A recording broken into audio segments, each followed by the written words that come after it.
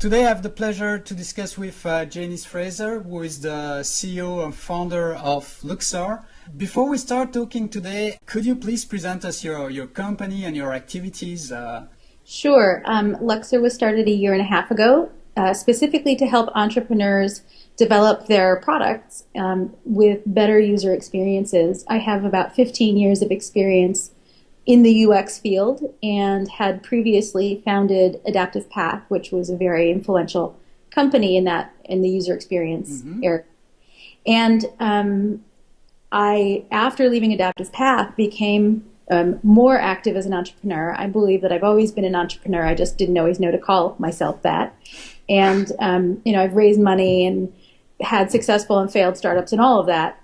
And so through LUXr, what we're trying to do is help entrepreneurs understand how user experience really can be the fundamental value driver for the product vision. And through the course of starting LUXr, I discovered Lean Startup and Eric Ries. And so really what we're doing is helping entrepreneurs to implement Lean Startup in their companies. I mean, that's really what it boils down to. We do that in a couple of ways. Primarily, we have a 10-week residency where companies come to our office 1 day per week for 10 weeks and work only on their product. And you'd be amazed at how rarely startup founders can spend a whole day with their team working on their product. I mean, you think you do, but then it turns out you have to prepare, a financial for an investor. You have to go have a meeting with a partner, like et cetera, et cetera.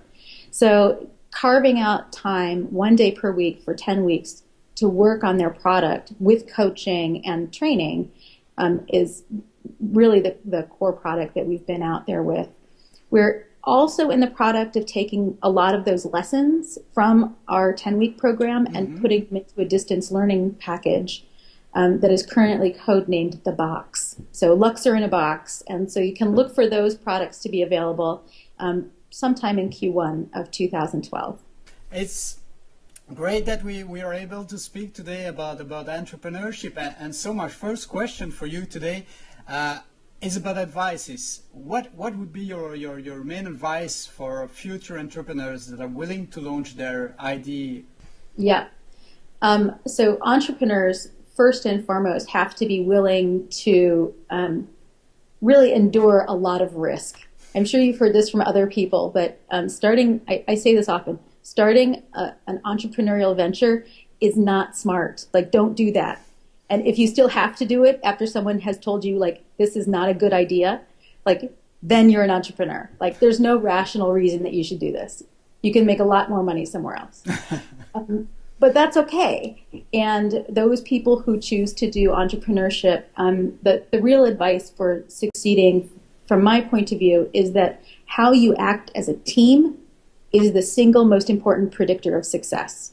It doesn't matter if you have a fantastic idea, you have fantastic backers, great investment. If you are not a successful team working together well to make decisions effectively and efficiently, you will fail.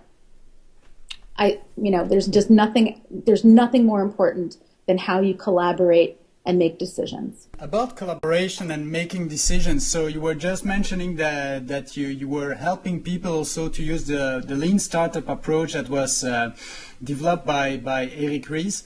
So for you, what are the main key advantages of using such an approach when you are trying to launch your idea? That's a great question. The Lean Startup idea, that approach, forces everyone to be humble, because it starts with this acceptance that we have no idea whether we're right. We just don't know. And so if you can say, like, I just don't know whether I'm right, like, let's try it out, then suddenly everything gets the conversations that you have with your partners get much more interesting and productive. As long as there's a dynamic of, I think it's this and you think it's that, then we're arguing. But if we can say, I think it's this, maybe I'm wrong, let's run a test. It's a completely different way of working together.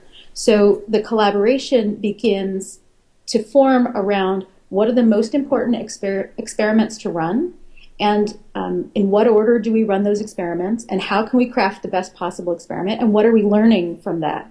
So it's shifting, and this is not easy to shift into this mindset. We're doing it ourselves as, you know, we're an entrepreneurial organization ourselves, and Right. we find it difficult. So this is definitely a challenging way to work, but it is the right and I think the better way to work. So it's about testing your hypothesis and mainly learning about all the tests you're doing when you're going outside, for example, talking with people. That's right. I talk about it as, you know, wiggling your way. So you're going to do a little test, and then you're going to see if it works, and you're going to wiggle your way to finding the right solution, rather than saying, this is what we're going to build, and you build toward it. You like have these little wiggles, and you find your way to the right answer. And in that way, I think you're more likely to find the right product that people will buy, that people will love. If I just try and build something off the top of my head because I believe it's right, God knows whether I'm going to, you know, whether that's actually going to find an audience. And I know this from personal experience because I did exactly that. I thought, I'm a designer. I've been doing user-centered design for 10 years. I know exactly how to do this. And I raised $850,000, and I ran the company right into a wall, like by not talking to customers. Like I really believe that the most important thing is to get your product into the hands of your customers and see what they think about it, and then learn from that and go from there. And about talking with your customers. So there is this famous quote from Henry Ford. You know it? He never said that. Go ahead. And so, yeah, a lot of people are in trouble when you tell them, okay, look, guys, you should go outside of the building, talk with your customers. So what would be your advice is the best way to talk with them, to gather their feedback? How should you do it? Right. So the Henry Ford quote that you're referring to is that if I had asked my customers what they wanted, they would have asked for a faster horse. Absolutely. That's right. And a good research method would follow up with why. Why do you want a faster horse? So the researcher should not build what the customer is asking for. The researcher should be seeking to understand the customer's point of view, their mindset, their context, their challenges. What do they love about the current solution? What do they hate about the current solution?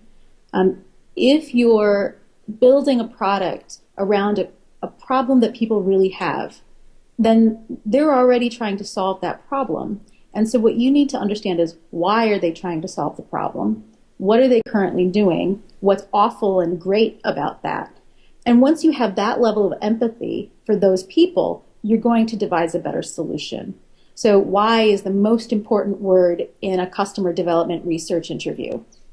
And about preparing those interviews, are there any tips, tricks on how you should prepare yourself to go outside and talk? So you already addressed one key point, asking the why question, but are there any tips, tricks, any other tips, tricks? Oh, I got a million of them. So the customer development interview is very different from a usability test. So I just want to make that very clear. What I'm talking about now are the kinds of interviews that will generate new thinking, that will inspire you to envision new solutions. So when you're doing that kind of research, the most important thing is that you encourage the other person to tell their story. What you want is to let them talk 90% of the time. You want to talk 10% of the time, right? So the best advice is shut up. Ask a question and then shut up. I have a set of questions that I keep on a note card when I go, and it's the same set of questions for, I think of them as conversation prompts, and they're the same for every interview. First one is, has there ever been a time when you had X experience? Could you tell me about that? What was great about that? What was awful about that? Why did you do that? And then what happened? And if you had a magic wand, how would you, what would you make the situation be like? So I use those conversation prompts for every interview. And with that set of 5 or 6 questions, you're going to have an hour-long conversation where you're doing very little talking. You're just keeping them telling you stories that are relevant to the area that you want to learn about. And about analyzing and coming with all that feedback, all those interviews to your company or with your team, how could you summarize all the feedback? And you want to go through your notes and capture all of the things that you heard. And I usually do this on sticky notes. 1 sticky note per comment. So you're going to make a big pile of sticky notes. And then you can start sorting them by what we heard. And we do a form of analysis where we call it WIM. I don't expect you to know what that means. It means what we heard, what it means, why it matters. So, and sometimes it's not just what we heard, it's what we saw. So maybe there was a point in the interview where our research subject got very excited or got really upset. And you can say, okay, what we saw was that this was a really high emotional point. When your people get emotional, that's really powerful information because that means that you're really getting to the heart of the matter. So what we heard or saw, what it means, and why it matters. And we can actually diagram that out very informally on a whiteboard or a piece of brown paper.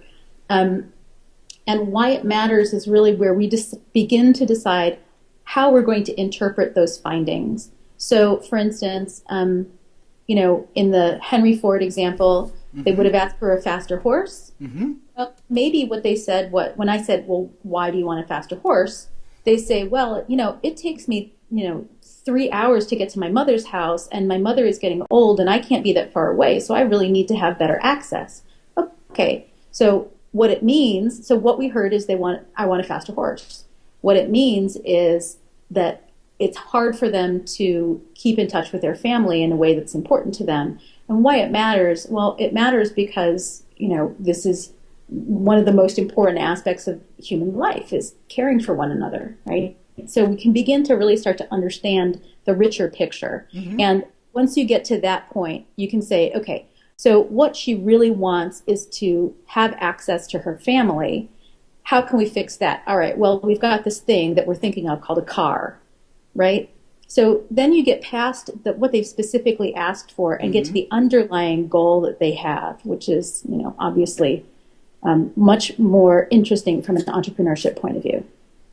I see.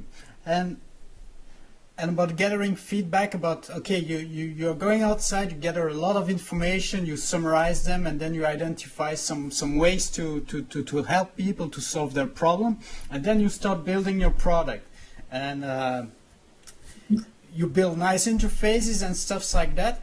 Are there also nice way to test those kind of stuff you're building? Because IT people likes to put a lot of features around that, but what's your point of view about the best way? I am not a fan of having a lot of features. I think what's most important is that we identify the very core set of features, the smallest set of features first, that we believe will support the customer's goals and needs. So taking features out of your growing product is probably one of the most important skills that a team can develop. And it takes a lot of discipline to decide to remove a feature. Everyone's always afraid, well, we launched it, we put it in there, some people use it, 45 people out of 3,000 are using it, so we've got to leave it in there. No, you don't. You actually should take it out because code is not an asset. Good agile people will tell you that code is a liability. It's something you must maintain. And so having more code than is necessary is bad for business. So what you really need to do is figure out what is the collection of features that will make the product satisfy your customer. And so I think of that as making the right product, and then you perfect it. So once you have evidence that you have made the right product, then you start worrying about, is it pretty enough? Is it, should it be blue or green? None of that really matters until you have a core product that it has the right feature combination with the right mechanical kind of aspects of the UI. So I'm a big fan of ugly before pretty, and you just make sure that you have the right combination of things there.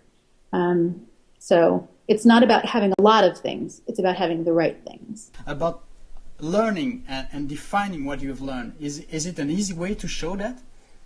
Not yet. I believe that this is one of the lessons that we're going to have to really work on as a community this year. I think 2012 will be about getting smarter around analytics, and not just quantitative, but also I think we're going to have to understand the relationship between the things that we measure and that we observe. So qualitative evaluation. So both the quantitative and, let me use less jargon.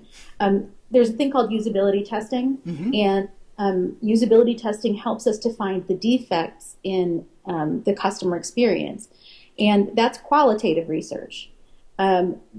Metrics and analytics is quantitative research. Right. Both of those I call evaluation. So before we wanted to generate new ideas with the kind of interviews we were doing, now we're talking about evaluative research. And the relationship between the usability testing kinds of research and the analytics and metrics is not well understood at the moment. With regard to which specific metrics are the most important, one of the reasons that it's difficult right now is that it does vary from one business to another. Right. I believe that once you know that you're building the right kind of product, that there's a market for your product, when you're trying to get the product right, when you're trying to make the right product, most of the metrics that are going to matter are about usage. How often are they using it, or how long do they stay, or, so for an e-commerce company, their usage metrics, so Amazon.com measures success in part by shopping cart size. That means they're finding many products at a higher price that they want to buy. So that's an indicator that they've gotten their product right. And for other kinds of web-based companies, those usage metrics might be time spent on site, frequency of visits, monthly average users, how many people are coming in. And so it is a hard thing for each entrepreneurial team to decide what I call them key performance indicators. What are their KPIs right now, based on their stage right now? Your key performance indicators in a year might be different. Right. If you're very early stage, you have to prove certain things in sequence.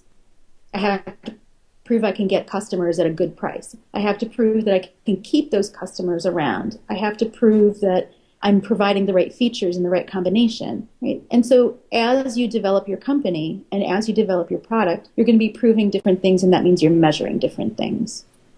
So it's really company dependent, business dependent, and you really have to, again, in a certain way, prototype and iterate also about your metrics and your key performance indicator. I believe that it is, it does vary. I think that over the course of the next year or so, we'll find patterns. So we'll be able to say there are, let's say, 7 kinds of companies, and among those 7 kinds of companies, this kind should have this set of KPIs, that kind should have that set. And maybe we'll find those patterns, but we don't have them yet. Yeah. And coming to the money, to the question of money. Yeah. So you have a great idea, you have a great product, or at least a great MVP, gather a lot of positive feedback from the customers, the users. Then it's time to raise money. What would be your advices to someone who is willing to raise money for his company? Yeah. So the thing that I would caution about is believing any one of these. Here are the 5 slides that you need in your pitch deck, or here are the 13 slides you need in your pitch deck. All that tells you is what the author wants to see, right? So whoever wrote that blog post that you're looking at, it's not universal. Every investor is going to be looking for their own set of things, right? And so don't take it with a grain of salt, as we say. Don't take it too seriously. Um, some of the basic things that you will need to cover are, is there a real customer base that needs this kind of product? And how do you know? What is the evidence you have for that customer base? What traction have you made with that group of customers? This doesn't mean that you have a gazillion customers. It means that those customers really like the solution, that the few customers you have really like the solution that you're providing. So I think traction is really important. And it wasn't 3 years ago. I think 3 years ago, VCs, at least in Silicon Valley, were not really that focused on traction early on in the first, seed round or A round. That's changed quite a lot, in part because of what Eric Ries has been doing with Lean Startup. So is there a real problem? Are customers responding to the solution that you've put together? They want to know that you have a solid team, and this goes back to some of the things that I was saying earlier. Your team interaction is the most important indicator of success. So not just does your team have the right combination of skills, but is it a team that can work together effectively to make decisions? I think that those are probably, for me, the most important characteristics, because embedded in that is a lot of other stuff. If you have a product that customers are responding positively to, that indicates a whole lot of other things that will lead to good conversations with potential investors. That's right. In a certain way, it means also that you already addressed some of your key hypotheses, and that you demonstrate that some of them were true, or at least you are on the good way to help those people. That's right. You've already figured out some KPI that seems to indicate, you've already identified and sold to a handful of customers, that sort of thing. So, and about the role of a business plan. From your point of view, is it needed or not to write a huge business plan? I believe that writing a business plan is mostly useless, and I haven't been asked for a business plan in 7 years in Silicon Valley. They're just not used. What matters is getting a product into the hands of a small number of customers. So all of that effort, I think, should be doing the startup rather than thinking about the startup. So Eric Ries has this think, make, check, or build, measure, learn is Eric's version. Designers have talked about think, make, check for a long time.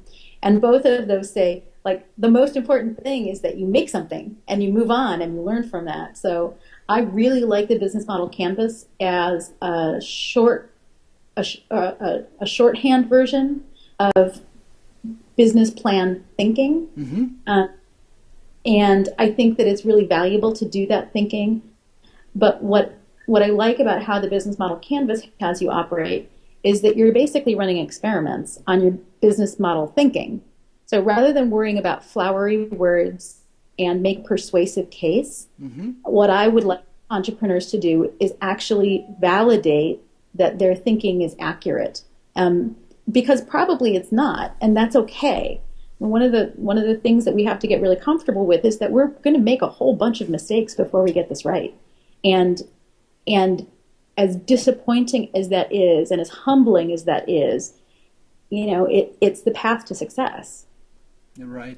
And so that the business model canvas is a great tool, the lean startup approach also, but are there any other tools that you like to use, or that you believe are missing for the community, and that you would like to have but you don't yet find a good one for one of your problems? Yeah.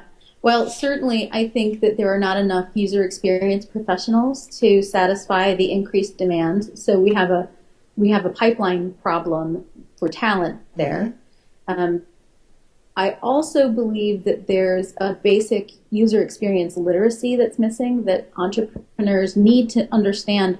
Kind of really, design is not just pretty pixels. And I believe pretty pixels are important. They're just not sufficient, and they're really not sufficient. So entrepreneurial education needs to begin to include the design thinking kinds of lessons, and not just design thinking, but design doing, because everyone in the company is particularly if there isn't enough design talent, everyone in the company is going to have to act like a designer. And that means understanding a set of activities and processes that they can use, and understanding the implications of decisions that are made during business meetings and all of that. So from my point of view, it's really about the gap is about what user experience can bring to the party, and tools for helping entrepreneurs develop good user experience skills, even at a basic level.